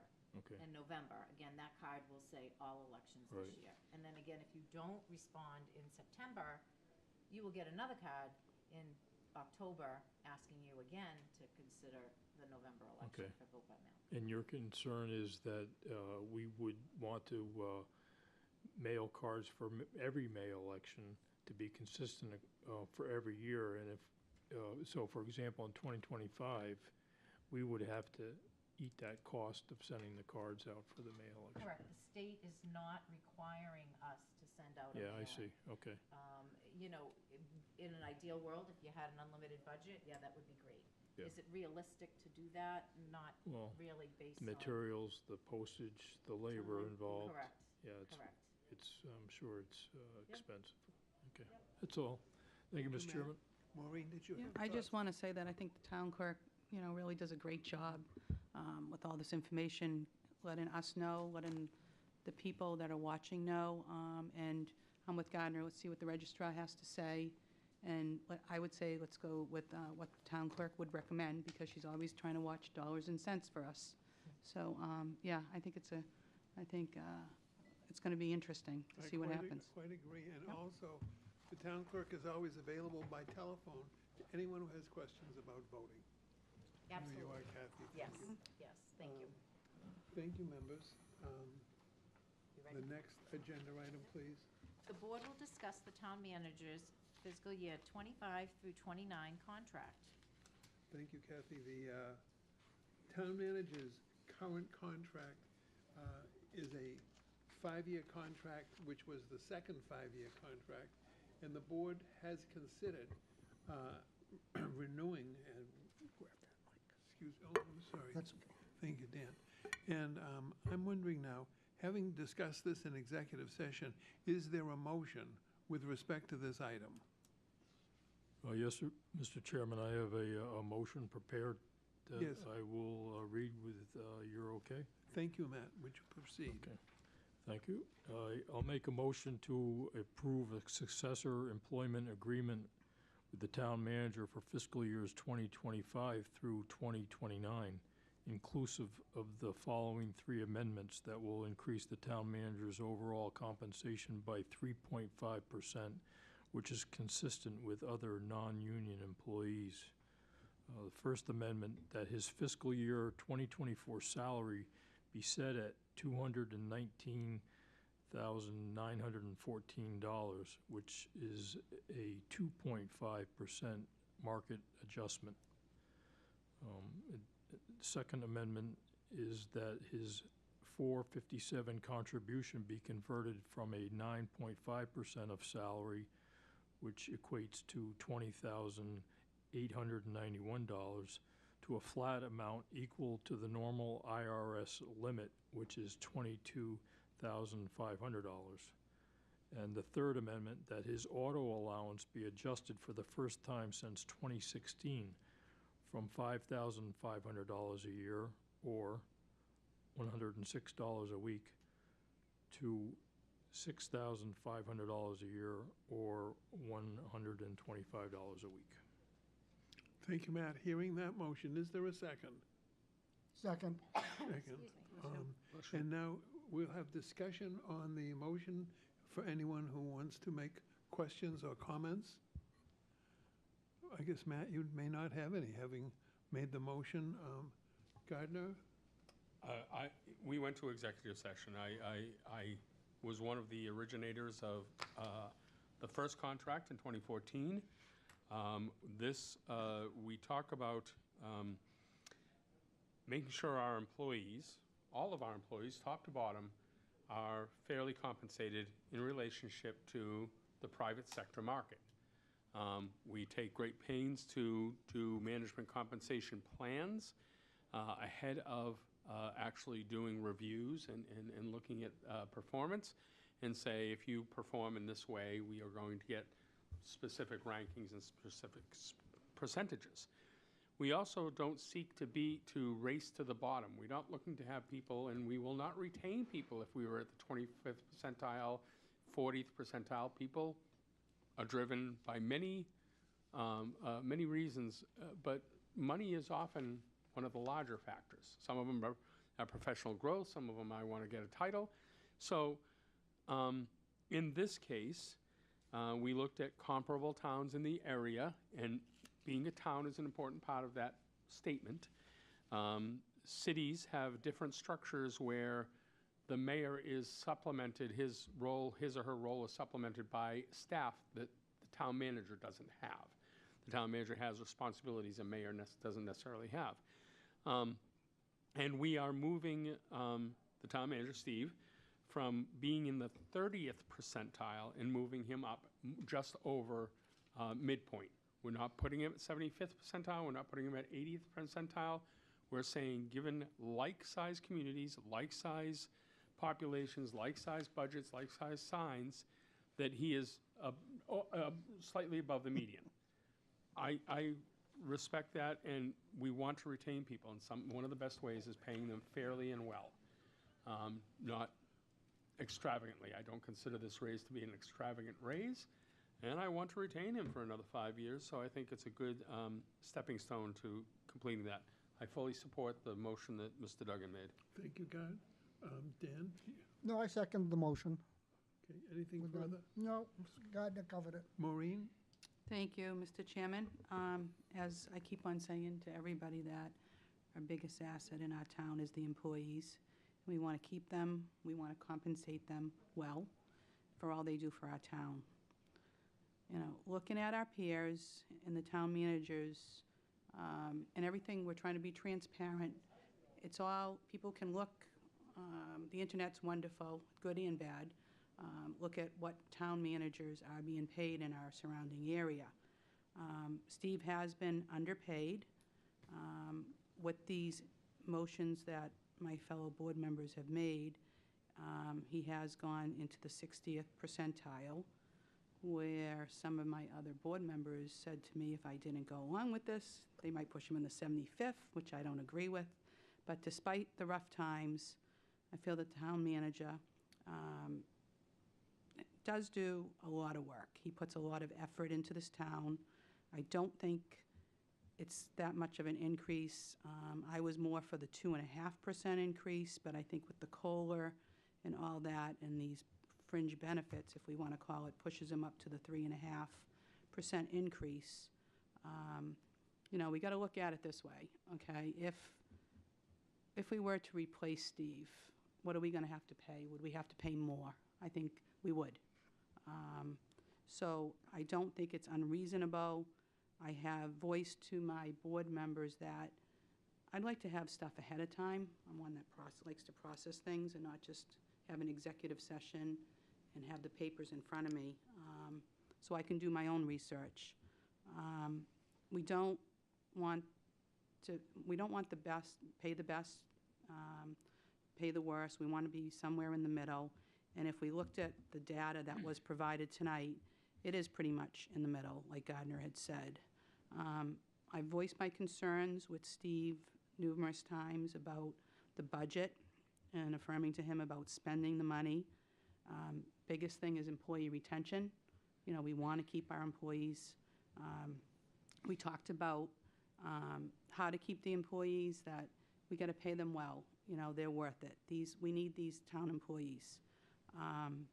We talked about the exit interviews, that he affirmed that is still being done, which is a good thing because we want to make sure, you know, not that it's negative. We want to learn from them. What are we doing? What are the employees saying as they leave, and to give us some positive. A lot of them, you know, disgruntled employees do leave, but other employees do leave sometimes for better opportunities, and we wish them well. So I, with my board members, I will vote for this. We want to be transparent. The salaries are public information. Once again, if I feel if 2.5 would have been a little bit better, but I think I'm going to be outvoted with that. So at this time, during stressful times, the economy, the increases, you know, in our trash fees and the increases in the real estate taxes, I think it's a fair increase. So I will vote with it. I will go with it. Thank you, Maureen. Is there other further discussion? Hearing none, all in favor? Aye. Aye. All opposed? Thank you, colleagues. That is a vote. Mr. Chairman, may I offer some comments? Yeah. I want to start by saying thank you. I want to acknowledge that this month actually marks the beginning of my 10th year of service. By the end of this contract, I will have spent essentially half of my working career in support of this community, which is the community that my family calls home. I enjoy the work here. I enjoy the people I work with and the elected and appointed officials that we serve, including Mr. Typeter over here. My first grader was born here. My fourth grader was an infant when we moved here. My wife is a professor at Boston University, and many of the friendships we've made and formed here I know are lifelong friendships. I'm proud of the work we've accomplished over the past 9 years, and I'm excited about the work we're doing now and the work to come.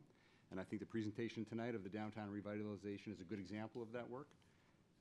Together, we have achieved a AAA bond rating for this community, which is something that the town pursued for many decades. We built the new Smith School. We built this Moore Stadium at the high school. We navigated a pandemic, And I want to acknowledge the work that Select Board Member Bennett did as the chair during that. Those were very difficult and uncertain days, and he provided a steady hand when it was sorely needed. We've hired hundreds of amazing employees in the past 9 years, and we launched the Danvers Citizens Academy. We oversaw the near unanimous approval of the first major rezoning in our downtown since post-World War II, some of which we heard about tonight, some of the secondary benefits of that. We've maintained quality services in town despite major budget drivers that are outside of our control. And although nobody enjoys tax increases, we do enjoy some of the lowest taxes and utility rates in the region, and that's objective. I'm proud of our employees, and I'm proud of the hundreds of unpaid volunteers who serve on boards, committees, and town meeting, because without them, none of this works. My job is difficult, and it sucks sometimes, but I love it. And I care deeply about the health and welfare of this community, and I know that each of you do as well. And to be successful, we rely on individuals of all stripes coming together with good intentions and in good faith. And I remain grateful that you guys hired me 9 years ago. I remain humbled and honored to serve as your town manager, and I appreciate your continued support. Thank you. Thank you, Steve. We proceed to the next agenda item, please. David, can I just say one thing? Excuse me. I just want the public to be aware that, you know, what we've given the town manager for a raise is what has all the employees have gotten. So he's not getting any more or any less. So Thank you, just Maureen. wanted that to be transparent, too. Thank you. Thank you. Next agenda item, please. The board will consider consent calendar items as they appear below. No. No. No, number seven, Kathy. Oh, sorry, Mr. Town Manager. I do have a few updates tonight. Will report on various items. I thought he did that. Well, I do have a couple of items that I want to share. First, just a reminder, we've heard a lot about the strategic Danvers plan tonight. That process is still ongoing. There are 2 open surveys asking for community feedback. Both of those can be found on the project website, strategic.danversma.gov. The first survey is about the draft vision and goals, and the second survey is about potential action items that could be recommended in the plan. So over the next few weeks, coming in and out of the holidays, we certainly would like to see as many residents complete those surveys as possible, so that what comes back to this board in the spring is as robust and thorough as we can make it. And anybody who wants to catch up on the recent meetings, if you go to that website, again, strategic.danversma.gov, you can find the public meeting presentations from October and November on that website. Second, I passed out before the meeting tonight a draft set of budget goals. As you recall, as part of our GFOA award-winning budget, each year we identify 3 goals that are going to sort of permeate throughout the budget. The longer-term goals don't necessarily change from year to year, nor do these ongoing strategic objectives on the back. But if you take a look at the FY25 draft budget goals, one is to work with our schools to try to fund and implement strategies to curb the growth of our out-of-district special education costs. The second is to absorb new collective bargaining agreements once they are settled that fairly compensate town employees while maintaining level services and budget solvency. And the third would be to incorporate some of the annual costs associated with ARPA-funded technology investments, like our standardized e-permitting, our new financial software, our cybersecurity, et cetera, into the general fund operating budget. Obviously, there are many other goals that are advanced through the budget, but working with staff, these are 3 that elevated as we started our discussions. I'm not looking for action tonight. Normally what we do is circulate this as well with the school committee and the library trustees to see if they have feedback for us, which I will do. And then probably, realistically, the first meeting in February 6th, we would be looking to the board to consider adoption of these goals. So if anybody has thoughts about these and want to email those to me, or we can discuss it again on January 16th. I don't think we'll have feedback from the other boards by the 16th. But we'll circulate this, and I look forward to your feedback on these. Just a quick note, we had our meeting this morning with the auditors. The auditors have completed their audit of the FY23 budget. Big spoiler alert, it's another clean audit, just like every audit before it. We will be providing hard copies of the audit to the school committee and the finance committee. And with your blessing, we would like to invite them, which would be a change from the past. They're always welcome, but we'd like to extend invitations so they come in February and hear the same presentation that we hear in terms of our end-of-year performance. Fourth, and I'm sure board members may mention this, but I just wanted to acknowledge the work that Kathy and others did pulling off the holiday party last week. It was one of the best attended parties that I've seen in my 9 years in Danvers. It was a very festive evening. I think Wally won every prize last year. He took 0 prizes this year. Mr. Trask won quite a few prizes this year. So spreading the wealth around. But it was terrific. I really enjoyed it. And then, again, I know the board will be saying this, but I want to wish everybody a safe and Merry Christmas and Happy Holidays.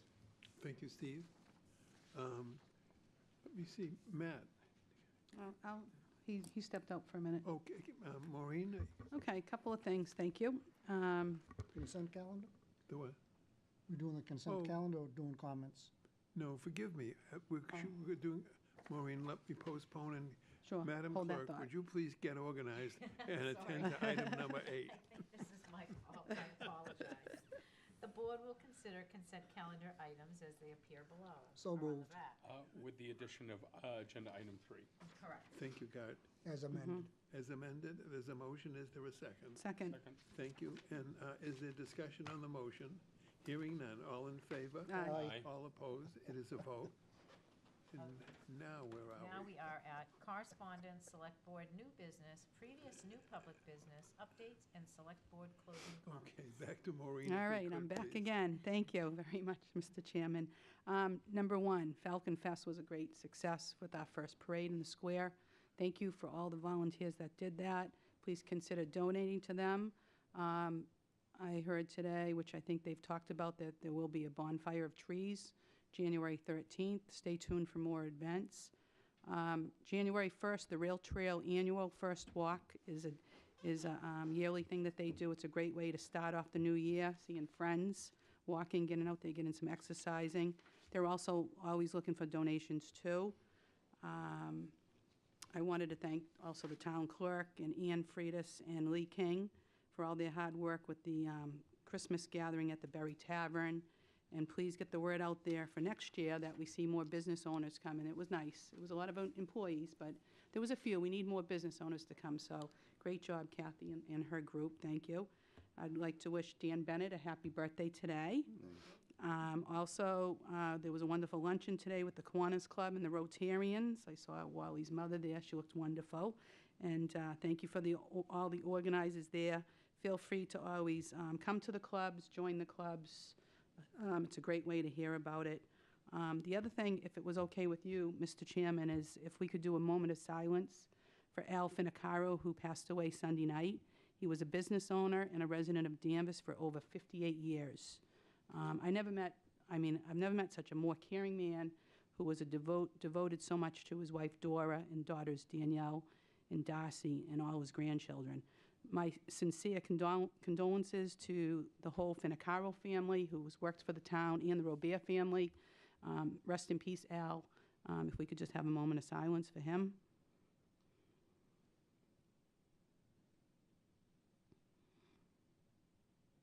And, thank you very much, and I want to wish everybody a Merry Christmas and a happy holiday, and spend the time with your families and friends. Thank you. Maureen. And Gardner, do you have? Yes, just a couple. One is I attended the menorah lighting last week. It was a very nice event, and especially nice, and I'm pleased that they've moved the menorah to be in Danvers Square right next to the holiday tree, Christmas tree. I liked the fact when it was at the library, it was very majestic, and especially reflected in the mill pond. But I think it makes it more inclusive and more public to have it where it is now. I'm very pleased that they chose to move it. Also, Falcon Fest, congratulations to Falcon Fest as well. Congratulations to the Danvers High School Band at performing at the Pearl Harbor Day. It was quite an honor for them to go, and quite an, I saw YouTube videos. It was fantastic. And before I say happy holidays to everyone, I want to mention that I was concerned, we hear new business. And there was a point of new business at our last meeting where someone represented that public comment was not an opportunity at our classification hearing. Well, I went back and watched the on-demand video. You can go to DCAT and look at the videos on demand. That was inaccurate. The person who spoke didn't appear to be in the audience. They didn't speak when, under new business, they didn't speak when asked if there was questions about classification. And two members of the audience actually got up and spoke and asked questions about classification. So if the impression was left that it was a closed meeting, that we didn't invite people in the public to speak, I wanted to correct that inaccuracy. And so with that, then I just want to leave everybody, we're wishing everybody a happy and safe holiday, a happy new year. Take some time to recharge and relax with your family. And thank you very much. Thank you, God. We'll leave you to the last stand. And I just want to apologize to all of my colleagues for my phone going off.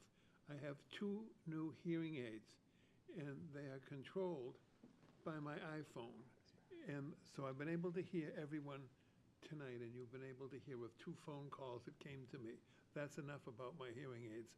I also wanted to say, as Gardner mentioned, the Human Rights and Inclusion Committee is a very active, committed group in our town.